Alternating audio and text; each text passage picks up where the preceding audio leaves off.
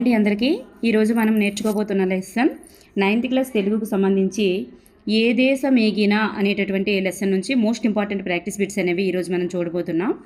మరి ఈ లెసన్ యొక్క ముఖ్యాంశాలు ఏంటి అంటే, ఈ లెసన్ చదవడం ద్వారా మనం కానీ విద్యార్థులు కానీ నేర్చుకునేటటువంటి అంశాలు ఏంటి అంటే, యాత్ర చరిత్ర అనేటటువంటి ప్రక్రియ గురించి మరి వాటి యొక్క ఫలితాలను గురించి విద్యార్థులు అర్థం చేసుకుంటారు. అదేవిధంగా భారతీయ సంస్కృతి సాంప్రదాయాలను, సాహిత్యానికి విదేశాల్లో ఉన్నటువంటి గౌరవాదరణలను గ్రహించగలుగుతారు.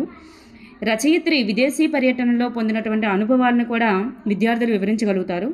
వార్తాపత్రికలలో ఆదివారం సంచికలలో వచ్చేటటువంటి తెలుగు సాహిత్యంలో యాత్రా రచనలను సేకరించి చదవగలుగుతారు. అలాగే సొంతంగా యాత్రా రచన కూడా చేయగలుగుతారు. అనునాసిక సంధి, రూపక సమాసం, కర్తరి కర్మణి వాక్యాల గురించి కూడా వివరించగలుగుతారు. ఆధునిక వచనంలోనికి కూడా మార్చగలుగుతారు అన్నమాట. నెక్స్ట్ ఇప్పుడు ప్రాక్టీస్ బిట్స్ అనేవి ఒకసారి చూద్దాం. ఇక్కడ ఫస్ట్ బిట్ మనం చూసుకున్నట్లయితే, ఏ దేశం ఏగినా అనేటటువంటి పాఠ్యాంశం యొక్క మూల గ్రంథం ఏది అంటే, ఈ పాఠం ఏ గ్రంథం నుండి గ్రహించబడింది. మరి రచయిత్రి వచ్చేసరికి మనకి శ్రీమతి ఊటుకూరి లక్ష్మీకాంతమ్మ. మరి ఆమె రచించినటువంటి ఏ గ్రంథం నుంచి ఈ లెసన్ అనేటటువంటిది గ్రహించడం జరిగింది అంటే, నా విదేశీ పర్యటన అనుభవాలు అనేటటువంటి పుస్తకం నుండి, గ్రంథం నుంచి ఈ లెసన్ అనేది గ్రహించడం జరిగింది. మరి ఇది ఒక యాత్రా చరిత్ర, యాత్రా సాహిత్యానికి సంబంధించినటువంటిది అనమాట. మరి క్రింది వానిలో శ్రీమతి ఊటుకూరి లక్ష్మీకాంతమ్మ గారి రచించినటువంటి పాఠ్యాంశం ఏంటి? మనకి బిట్టి ఇలా కూడా అడగొచ్చు. ఏ దేశం ఏగినా అనేటటువంటి లెసన్. నెక్స్ట్ వన్, ఏ దేశం ఏగినా పాఠ్యాంశానికి సంబంధించి క్రింది వానిలో సరికాని దానిని గుర్తించండి. మరి ఏది సరికాదు? మరి ఇక్కడ చూస్తే ప్రక్రియ యాత్రా సాహిత్యం, మూల గ్రంథం వచ్చేసరికి సరస్వతి సామ్రాజ్య వైభవం అనేటటువంటిది కాదు. మూల గ్రంథం ఆల్రెడీ మనం చెప్పుకున్నాం. ఎక్కడి నుంచి గ్రహించబడింది? నా విదేశీ పర్యటన అనుభవాలు అనేటటువంటి గ్రంథం నుంచి గ్రహించబడింది. కాబట్టి ఈ సెకండ్ వన్ అనేది సరికాదు. థర్డ్ వన్, ఇతివృత్తం ఏంటి అంటే దేశభక్తికి సంబంధించినది. రచయిత ఎవరు అంటే శ్రీమతి ఊటుకూరి లక్ష్మీకాంతమ్మ. నెక్స్ట్ వన్, శ్రీమతి ఊటుకూరి లక్ష్మీకాంతమ్మ గారికి సంబంధించి సరికాని దానిని గుర్తించండి. సరికానిది. మరి ఇక్కడికి వచ్చేసరికి తల్లిదండ్రులు నాలం కృష్ణారావు గారు, నాలం సుశీలమ్మ. జన్మస్థలం ఏలూరు అనమాట. అది ఎక్కడంటే పశ్చిమ గోదావరి జిల్లా, ప్రస్తుతం ఏలూరు జిల్లా అనమాట. భారత ప్రభుత్వం సాంస్కృతిక ప్రతినిధిగా వివిధ దేశాల పర్యటన ఈమె చేయడం జరిగింది. అలాగే ఈమె రచించినటువంటి ఆత్మకథ పేరేంటి అంటే, నా విదేశీ పర్యటన అనుభవాలు అనేటటువంటిది కాదనమాట. మరి ఈమె రచించినటువంటి ఆత్మచరిత్ర పేరేంటంటే సాహితీ రుద్రమ అనేటటువంటిది ఈమె రచించినటువంటి ఆత్మచరిత్ర. మరి ఇదైతే మాత్రం విదేశీ యాత్రకు సంబంధించింది కాబట్టి ఇదైతే కాదు. నెక్స్ట్ వన్, యాత్రా అనుభవాలను పరిచయం చేయడంతో పాటు భారతీయ సంస్కృతి సాంప్రదాయాల పట్ల విదేశీయుల యొక్క మనోభావాలు, భారతీయ సంస్కృతి సాంప్రదాయాల పట్ల విదేశీయులు ఎట్లా ఆలోచిస్తున్నారు వాళ్ళ యొక్క మనోభావాలను తెలియజేయడం ఉద్దేశ్యంగా కలిగిన పాఠ్యాంశం. ఇది చాలా ఇంపార్టెంట్ అండి. బిట్టి ఇట్లా అడుగుతారనమాట. ఉద్దేశంకి సంబంధించి ఒక బిట్టి అడిగేటప్పుడు ఇట్లా అడుగుతారు. యాత్రా అనుభవాలను పరిచయం చేయడంతో పాటు భారతీయ సంస్కృతి సాంప్రదాయాల పట్ల విదేశీయుల మనోభావాలను తెలియజేయడం ఉద్దేశంగా కలిగిన పాఠ్యాంశం ఏది అంటే, ఏ దేశం ఏగినా అనే పాఠ్యాంశం. ఊటుకూరి లక్ష్మీకాంతమ్మ గారు రచించినటువంటి ఏకాంకిక పేరేంటి? ఆమె రచించినటువంటి ఏకాంకిక సరస్వతి సామ్రాజ్య వైభవం. సరస్వతి సామ్రాజ్య వైభవం అనేది ఆమె రచించినటువంటి ఏకాంకిక నాటకానికి సంబంధించిందనమాట. ఊటుకూరి లక్ష్మీకాంతమ్మ గారు రచించినటువంటి నవలలు ఏవి అంటే, క్రింది వానిలో ఆమె రచించినటువంటి నవలలు ఏమిటి? మరి హంస విజయం జాతిపిత అనేటటువంటివి మాత్రమే ఈమె రచించినటువంటి నవలలు. మిగతావేవి కూడా నవలలు కాదు. నెక్స్ట్ వన్, ఊటుకూరి లక్ష్మీకాంతమ్మ గారు రచించినటువంటి రచనలకు సంబంధించి సరికాని జత ఏది? చూడండి, ఇక్కడ ఆమె ఆత్మచరిత్ర రచించారు. దాని పేరేంటి అంటే సాహితీ రుద్రమ. భక్తి గీతాలు రచించారు. ఆ భక్తి గీతాల సంపుటి ఏంటంటే కాంతి శిఖరాలు. అలాగే గేయాల సంపుటి రచించారు. దాని పేరు మన సాహితీ మధుర భారతి అనేటటువంటిది గేయాల సంపుటి. అలాగే ఆత్మకథ వచ్చేసరికి నా విదేశీ పర్యటన అనుభవాలు అని చెప్పేసి అన్నారు. కానీ ఆమె రచించినటువంటి ఆత్మకథ పేరేంటంటే నా విదేశీ ఈ పర్యటన అనుభవాలు అనేటటువంటిది కాదు. అదేంటి అంటే యాత్రా చరిత్రకి సంబంధించింది కాబట్టి ఆప్షన్ 4 అనేటటువంటిది కాదు. నెక్స్ట్ వన్, ఊటుకూరి లక్ష్మీకాంతమ్మ గారి రచనలకు చెందినవి ఏమిటి? ఊటుకూరి లక్ష్మీకాంతమ్మ గారి రచనలకు చెందనవి, ఇక్కడ చెందినవి కాదు, చెందనవి ఏమిటి అని అంటే ఇవన్నీ కూడా చెందనవి ఏమిటి? మరి హంస విజయం, జాతిపిత, ఒక చిన్న దివ్వే, కిరీటధారణి, అలాగే అమృతవల్లి, చీకటి రాజ్యం, కాంతి శిఖరాలు, లజ్జ, ఆంధ్ర కవయిత్రులు, అఖిల భారత కవయిత్రులు, ఇవన్నీ కూడా ఈమె రచించినటువంటి రచనలకి చెందుతాయి. మరి ఈ మిథున రాగం, శ్మశాన వాటిక అనేటటువంటివి చెందవు. నెక్స్ట్ వన్, ఏ దేశం ఎగినా పాఠ్యాంశంలో చదవండి చర్చించండి అనే శీర్షికను ఇచ్చినటువంటి తెలుగు పాట అనే గేయ రచయిత ఎవరు? వేటూరి సుందర రామమూర్తి. వేటూరి సుందర రామమూర్తి. తెలుగు పాట గేయంలో వేటూరి గారు పేర్కొన్నటువంటి మహనీయులు ఎవరు? తెలుగు పాట అనే గేయంలో వేటూరి గారు పేర్కొన్నటువంటి మహనీయులు ఎవరు? పైవారందరూ కూడా, వీళ్ళందరి గురించి కూడా ఆ గేయంలో ఆయన పేర్కొనడం జరిగింది. అన్నమయ్య, త్యాగయ్య, ఎడ్ల రామదాసు, పోతన, గురజాడ, గిడుగు, వేమన, జాషువా, వీళ్ళందరి మహనీయుల గురించి కూడా ఆ తెలుగు పాట అనే గేయంలో వేటూరి గారు పేర్కొనడం జరిగింది.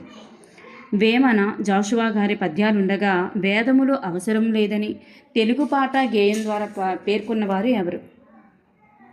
వేటూరి సుందర రామమూర్తి. వేటూరి సుందర రామమూర్తి. ప్రముఖ చారిత్రక సాంస్కృతిక హిందీ రచయిత అయినటువంటి రాహుల్ సాంకృత్యయాన్ రాసినటువంటి పుస్తకం ఏది? ప్రముఖ చారిత్రక సాంస్కృతిక హిందీ రచయిత అయినటువంటి రాహుల్ సాంకృత్యయాన్ రాసినటువంటి పుస్తకం ఏది? లోక సంచారి అనేటటువంటిది. ఊటుకూరి లక్ష్మీకాంతమ్మ గారు జాతీయ సాంస్కృతిక పర్యటనలో భాగంగా మొదటిగా చేరినటువంటి నగరం ఏది? చేరిన నగరం ఏది అంటే బెర్లిన్ నగరం. బెర్లిన్. ఊటుకూరి లక్ష్మీకాంతమ్మ భారత సాంస్కృతిక పర్యటనలో భాగంగా మొదటిగా ఎవరితో కలిసి భారతీయ సంస్కృతి సాహిత్యం గురించి చర్చించింది? ఊటుకూరి లక్ష్మీకాంతమ్మ గారు భారత సాంస్కృతిక పర్యటనలో భాగంగా మొదటిగా ఎవరితో కలిసి భారతీయ సాంస్కృతిక సాహిత్యం గురించి చర్చించారు? ద రైట్ ఆన్సర్ ఈజ్ సంస్కృత పండితుడైనటువంటి రూబిన్తో గారితో కలిసి ఫస్ట్గా చర్చించడం జరిగింది. కాళిదాసు కావ్యాలను గురించి, దృశ్యంత, శకుంతల పాత్రలను గురించి, సీతా, ద్రౌపది వంటి ఎన్నో పాత్రలను గురించి తెలుపుతూ భారతీయ సాహిత్య రమణీయతను పొగిడిన పండితులు ఎవరు? వీరందరి గురించి పొగిడినటువంటి పండితులు ఎవరు అంటే రూబిన్ గారే. సంస్కృత పండితుడైనటువంటి రూబిన్ గారు. రవీంద్రనాథ్ ఠాగూర్ రాతప్రతులను, మ్యాక్స్ ముల్లర్ రాతప్రతులను ఎంతో గౌరవంతో దాచుకుని ఇంటినే గ్రంథాలయంగా చేసుకున్నటువంటి ప్రొఫెసర్ ఎవరు? ఇంటినే గ్రంథాలయంగా చేసుకున్నటువంటి ప్రొఫెసర్ ఎవరు అంటే మోడే. ప్రొఫెసర్ మోడే. నెక్స్ట్ వన్, రూబిన్ సిరాలు మరియు సంస్కృత పాలీ భాషలపై అధ్యయనం చేసినది ఎవరు?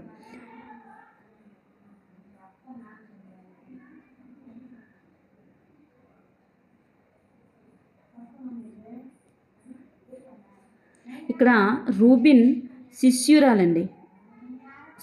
రూబిన్ యొక్క శిష్యురాలు మరియు సంస్కృతి పాలీ భాషలపై అధ్యయనం చేసినది ఎవరు? ప్రొఫెసర్ శ్రీమతి రిచెల్. ఈమె చారిత్రక సాంస్కృతిక వాన్మయంపై పరిశోధన చేస్తున్నటువంటి పరిశోధకురాలు అన్నమాట. Next one, looking to words India పుస్తక రచయిత అయినటువంటి మిస్టర్ కాసా ఏ విశ్వవిద్యాలయానికి ప్రొఫెసర్ మరియు డైరెక్టర్గా పనిచేశారు? ఏ విశ్వవిద్యాలయానికి అంటే ప్రాహా విశ్వవిద్యాలయం అన్నమాట. భారతీయ గ్రంథాలను జర్మన్ భాషలోనికి అనువదించబడ్డాయని తెలియజేసిన బెర్లిన్ యూనివర్సిటీకి చెందినటువంటి పండితురాలు ఎవరు? భారతీయ గ్రంథాలను జర్మన్ భాషలోనికి అనువదించబడ్డాయని తెలియజేసినటువంటి బెర్లిన్ యూనివర్సిటీకి చెందిన పండితురాలు ఎవరు? Ruth Kraft Huber. Next one, sir Edward దాసునకు సంబంధించి సరి అయిన దాన్ని గుర్తించండి.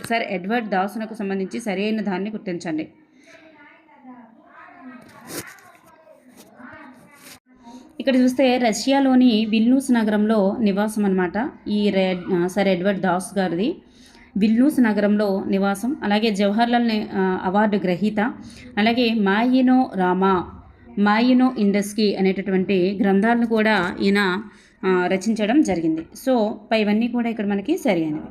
నెక్స్ట్ వన్, రష్యాలోని విల్నూస్ విశ్వవిద్యాలయానికి చెందిన ఏ ప్రొఫెసరు అక్కడ ఉన్నటువంటి కొందరు స్త్రీలకు హిందీ మరియు సంస్కృతాన్ని నేర్పించారు?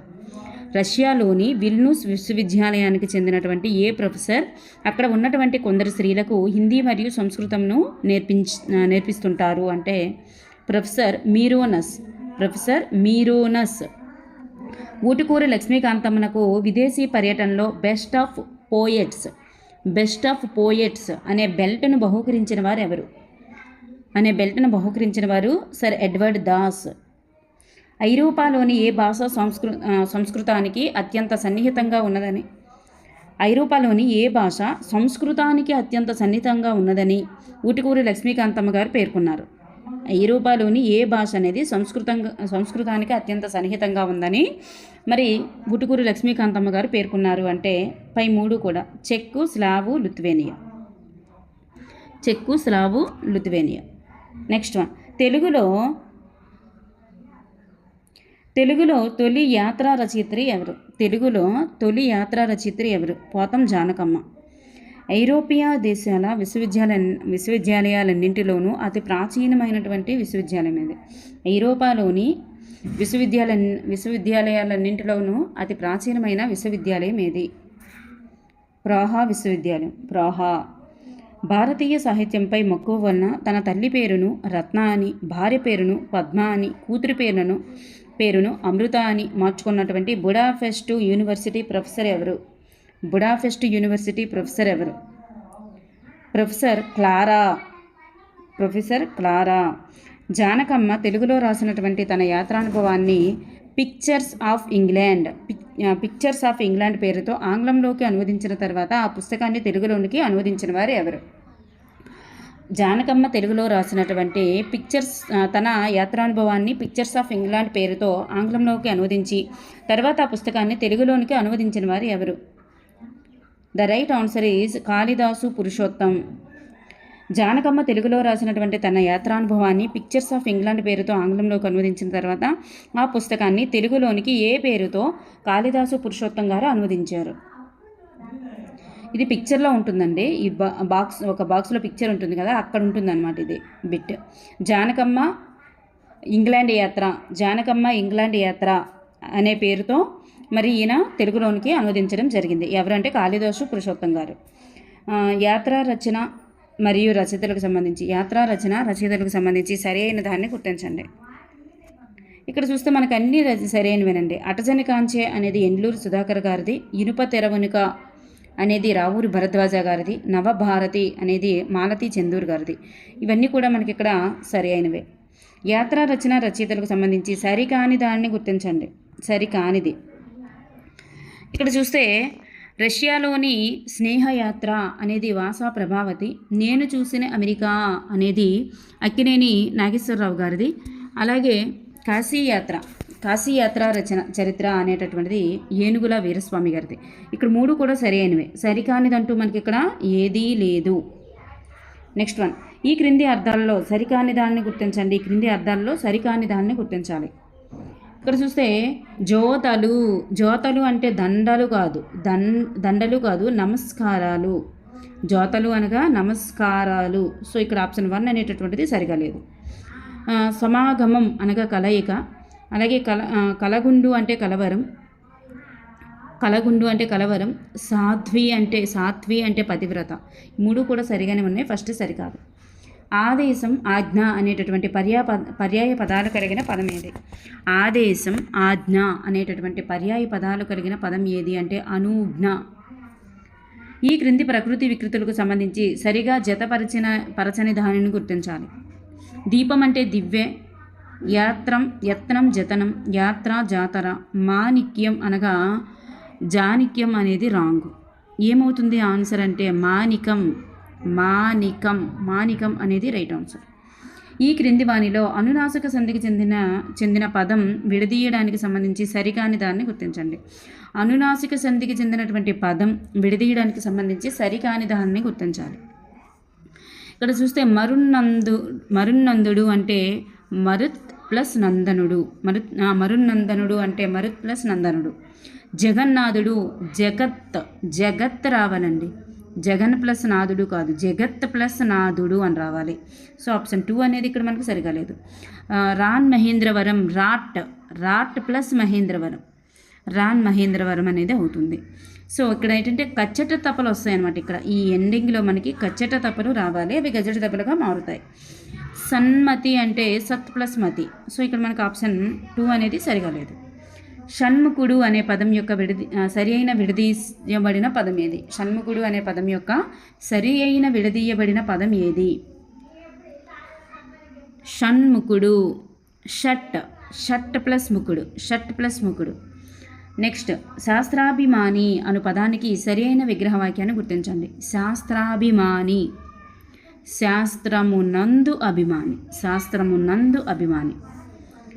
రవి జామకాయ తిన్నాడు అను వాక్యం యొక్క సరి అయిన కర్మణీ వాక్యాన్ని గుర్తించండి. మనకి కర్మణీ వాక్యం వచ్చేసరికి బడు అనేటటువంటి ప్రత్యయం వస్తుంది, బడు అనేది వస్తుంది. సో ఈ మూడింటిలో బడు ఉంది. అయితే మనకేమొస్తుంది? కర్తకి తృతీయ విభక్తి అనేటటువంటిది చేరుతుంది, చేతోడంతో అనేటటువంటి. సో రవిచే జామకాయ తినబడింది అనేటటువంటిది రైట్ ఆన్సర్ అనమాట. Thank you for everyone.